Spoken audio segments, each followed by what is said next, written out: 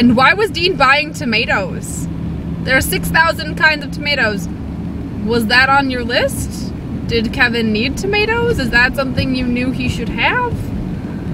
Or was he just casually strolling through the produce section of the grocery store and observing the vast kinds of tomatoes?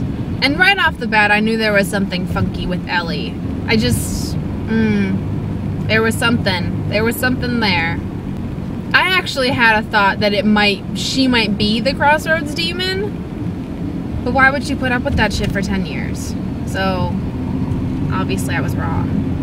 And I felt so bad for the husband, whose name I've forgotten. I feel terrible. But the husband, oh my gosh. All the deals that were made just ripped my heart out. They're just so sad. This episode was really good. And then the nerd glasses. Those glasses. Let me tell you. They could have picked any glasses. But they picked nerd. Where did they get the glasses? That's what I was curious about. Actually, no, I wasn't thinking about where they got the glasses at all during the episode. I was just like, huh, glasses. Because what's cuter than a hot guy in nerdy glasses? Not much. And I was glad that we got to see the Hellhounds, but I guess all the years of not seeing them and building up my own mental image and then having it just sort of be like this shadowy, wobbly thing was kind of a letdown. But the CGI when Ellie starts hallucinating and Dean's face goes all crazy, I want to like buy cookies for everyone in the effects department. Fantastic effects. Those were spectacular. And I say this for two reasons. One, because it was just genuinely really good effects. And then two, because I've sort of come to the conclusion over the years of watching the show that special effects aren't really their specialty. That they're good at like the blood and the gut, that you just sort of go with it, and when there's cheesy special effects, you just are like, oh, Supernatural. God. The CGI! Like, it was sudden, and then all of a sudden it faded back to actual Dean, and I was like... And then Ellie asked Dean to spend the night with her, and she's like, no, you should come, and we should go have sex. And he's like, no thanks. I don't think they're trying to sugarcoat it anymore, folks. For seasons now, I've believed that Dean is bi. Like, the writers aren't really even trying to hide it anymore. My brother was watching with me, and I looked at him and I was like, and he's like, when was the... I'm like, well, he is on a hunt, and my brother was like, well, when has that ever stopped him before?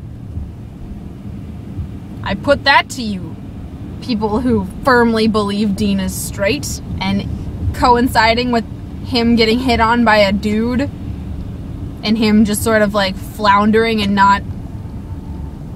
You guys, I'm gonna laugh if at the end of all of this Jensen's like, ha, no, tricked you. I can finally comfortably say this is season great. Before I was just saying it because that was what it was called, and I was like, yeah, no, this is season great, in the sense that we're hoping great things come soon. But the great things have come now, guys. We've had some really damn good episodes. And, yeah. Season 8's awesome. I'm really pleased with how it's turning out. And I'm really excited and terrified to learn how the trials will physically affect Sam, because I was expecting something. I was expecting like illness, but the thing that it was like glowing and it was like dots in his arm, and was it because it was his right arm because he's the right hand of God, or was it because that's the arm he has to close the gates of hell with? Oh, that there were dots. There were definite dots. It was like a constellation glowing in his arm. There was something about that I'm definitely interested in. Is he gonna turn into like this big glowy constellation man? Is he just gonna... I don't know. But I'm really excited. I think the joy of Supernatural is that there are literally no limits because it is a faction of science fiction. You're able to do anything. Like, there aren't limitations. You can just be like, ta-da, episode. I say this with almost a sense of regret and remorse towards the performers and actors, and just be like, they could go on forever unless they just killed everyone. Oh my god, if that's how they end this show, by just killing everyone, can they at least go to heaven and relive really good memories, and then they'll be like a signal to us to watch the show again, be like, yeah, relive the memories, watch it again. With Sam's speech, I feel like finally the boys are being honest with each other, and that's something we don't see very often. And when we do, we're always like, oh, it's so beautiful, they're being brothers and loving each other and yada yada yada. And finally we can see Sam be like, no, I look up to you. You are someone I've always admired. You're a better hunter than I'll ever be. You're a better hunter than Dad. And you're he called him a genius, guys. Oh my god, my heart. And it's so true. Dean asks Sam to trust him so much. And he plays the older brother card all the time. And you know what? If I was in the same situation, being an older sibling, I would just be like, deal with it. I'm doing this. I'm the older sibling. You will listen to me. But Sam's a grown-up, and he's gone through just as much shit as Dean. And I think it's really good that Sam had that opportunity to say that to Dean. Trial and error, guys. It's a damn good episode.